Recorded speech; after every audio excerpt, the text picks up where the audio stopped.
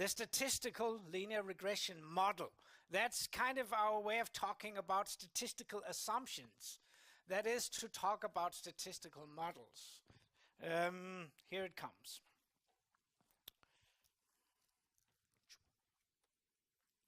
Well, back to data. Here's some little data set that I created myself. We're going to put in the line, and the line is a part of the model. To express the line like this, that y depends on x through the line. And the line we know from mathematics in elementary school, right? This is the expression of the line. What's the interpretation again? Well, beta 1 is the slope, right? And what about beta 0? That's the intersection with the y-axis. By the way, let's, for the fun of it, just check the interpretation of the beta 0 in our example from before. Minus 120. So what's the interpretation of that? Well, at height 0, people weigh minus 120 kilograms. Any people studying physics in here? Physiology, biology, chemistry? That appears to be a rather stupid model, right? Anyway, maybe it's better than maybe at 1 centimeter. Maybe what's 0? What's 0 anyway? That's an existentialistic question, or, sorry, I apologize for my English there. But at height 1 centimeter, at least we know where we are, or where we were at that time. Then we're still maybe minus 119 kilograms.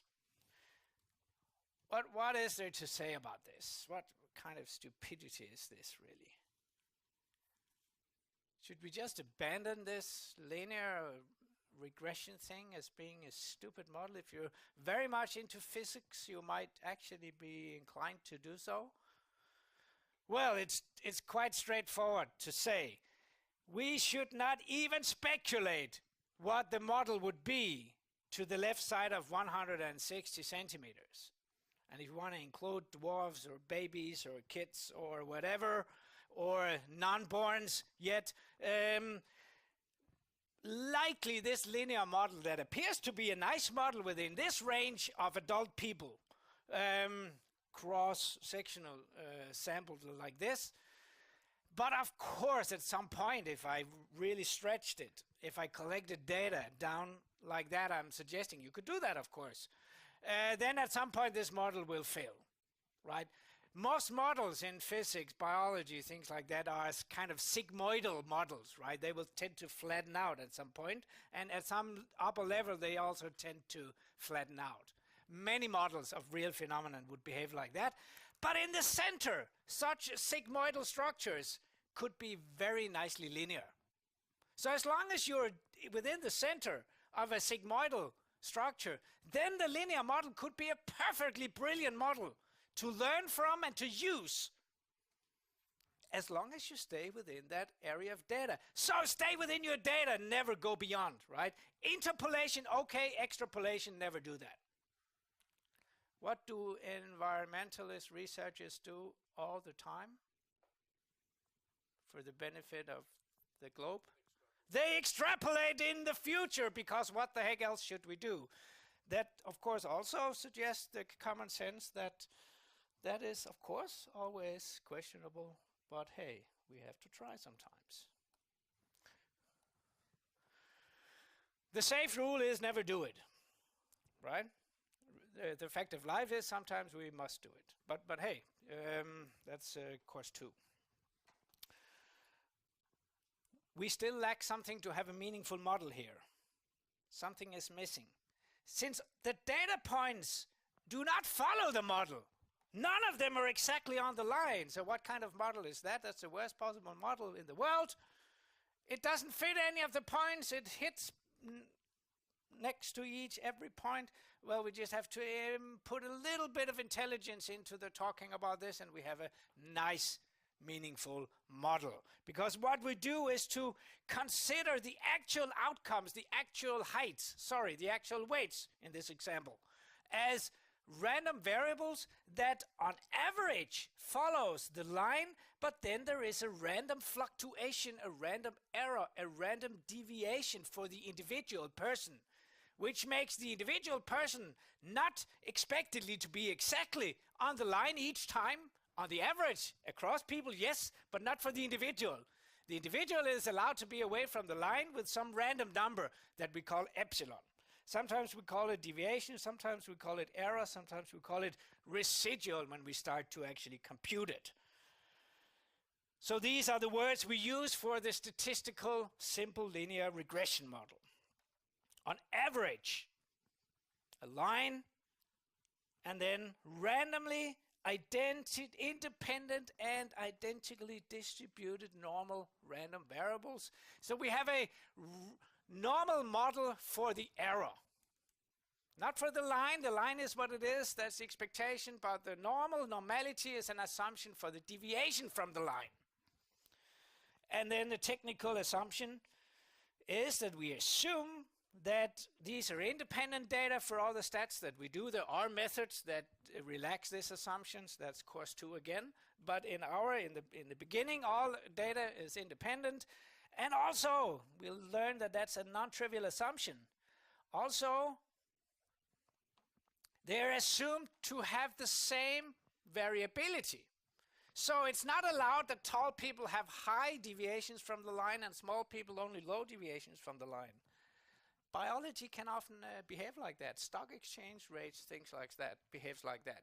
But that's actually assumed not to be the case here. It's a homogeneous variance. It's a homoscedasticity if you were studying finance or econometrics. So it's assumed to be the same noise all over, the same level of noise all over. Illustrated similarly like this. There is a normal distribution sort of fluctuations, plus and minus the line, in the vertical direction because it's a model for the y, right? And it's assumed to be the same. This sigma is assumed to be the same all over. It's kind of a model that rules anywhere on the x-axis, right? So there's a model for people of 170 centimeters, and there's another mean expectation for people of 200 centimeters, but I assume they have the same variability as the guys that are 160 centimeters. That's part of the model assumption.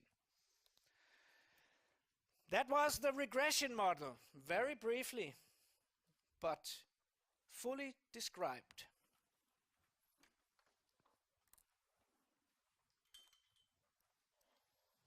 Good to have you. And a little recap question.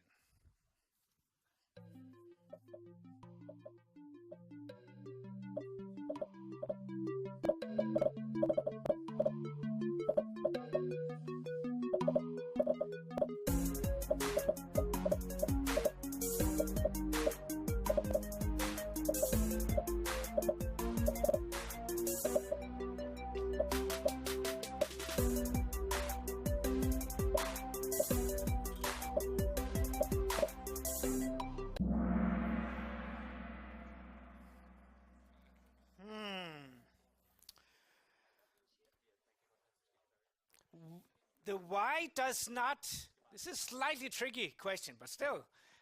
The red is wrong because it's not the y's that have the same normal assumptions, because the mean changes for the y, right? The mean of a y for a person of 100 centimeters, 150 centimeters is different than a mean for a person of 200 centimeters. The variance, I explicitly said, that's the same, but not the mean. And then it's not the standard normal. It's standard normal means variance 1, right? It's some kind of normal with a sigma that I would use the data to find, which we'll see in a sec. So that was moderately good. But then we had the chance to recap. And good persons there. Interesting name.